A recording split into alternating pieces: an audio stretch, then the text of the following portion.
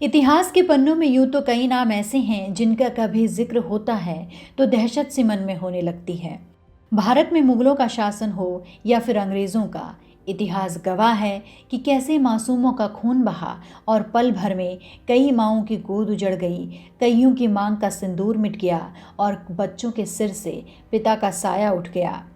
बर्बरता की कहानी में औरंगज़ेब, अकबर, बाबर, चंगेज़ खान, हलाकू, तैमूर खान का नाम आता है। लेकिन एक नाम और भी है जिसने एक ही रात में हज़ारों को मौत की नींद सुला दिया।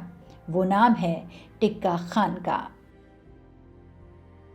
1971 में पूर्वी पाकिस्तान में बंगाल का कसाई घुस आया। ये पाकिस्तानी आर्मी का अफसर था जिसके बारे में पाकिस्तान के ही जनरल नियाज़ी ने लिखा था कि लड़ाई की आड़ में टिक्का ने जो किया वो एक वर्दीधारी कभी नहीं कर सकता था। जनरल टिक्का बंगाल की उस रात को इसने खून और बर्बरता से रंग दिया। नियाज़ी ने चंगेज़ खान और हलाकू जैसे खूनियों से टिक्का की तुलना की थी।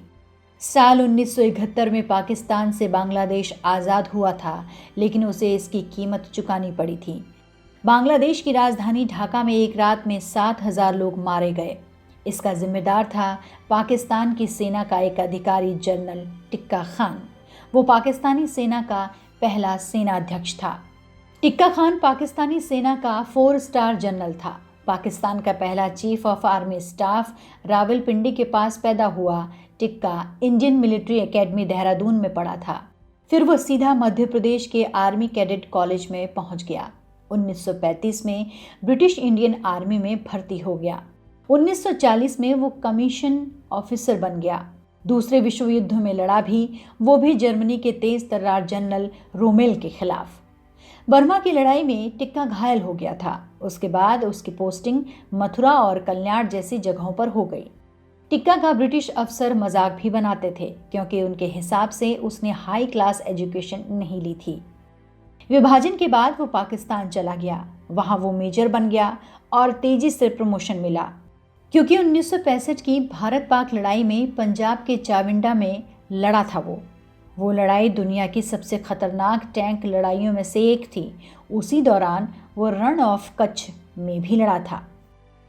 टिक्का खान ने मुजीबुर रहमान की आवामी लीग के खिलाफ डायरेक्टर मिलिट्री एक्शन शुरू किया था। इसको ऑपरेशन सर्चलाइट का नाम दिया गया।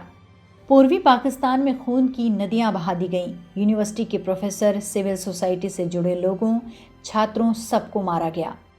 हजारों लोग मार दिए गए। ढाका में तो एक रात में 7,000 लोग मार दिए गए। साल 1971 से पहले बांग्लादेश पाकिस्तान का हिस्सा था।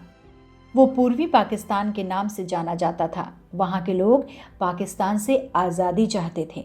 पाकिस्तान की सरकार ने सभी तरह के विद्रोह को कुचलने के लिए सेना को आगे किया।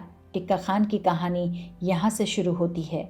उसने पूर्वी पाकिस्तान के रास्ते पर सीधे सैन्य अभियान शुरू किया। जब लड़ाई खत्म हुई तो टिक्का खान का नाम पाकिस्तान में भी बदनाम हो चुका था। सिविलियन को मारने का ऐसा उदाहरण इतिहास में बहुत कम मिलता है। तैमूर लंग और चंगेज खान का नाम भी इसी वजह से बदनाम है। एक मैगजीन ने टिक्का खान को बंगाल का कसाई तक कह डाला। 1974 में टिक्का खान को बलूचिस्तान के ऑपरेशन के लिए भेजा गया। यहाँ पर उसे बलूचिस्तान का कसाई कहा गया। इसकी लीडरशिप में 80,000 की सेना बलूचिस्तान में घुस गई, मर्री और बुगती ट्राइब के लोगों को कुचलने के लिए। 8,000 लोग मार दिए गए।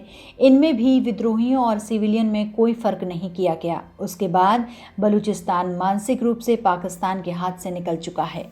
इतनी तबाही के बाद सिर्फ बंदूक के दम पर वो पाकिस्तान के साथ जुड़ा हुआ रहा। टिक्का खान के आदेश पर पाकिस्तान की सेना ने इस ऑपरेशन के दौरान जो किया उसे इतिहास शायद ही भूल पाए। वहाँ हजारों लोग मारे गए। ढाका में एक रात में 7,000 लोग मारे गए। ये सब टिक्का खान के इशारों पर हुआ था।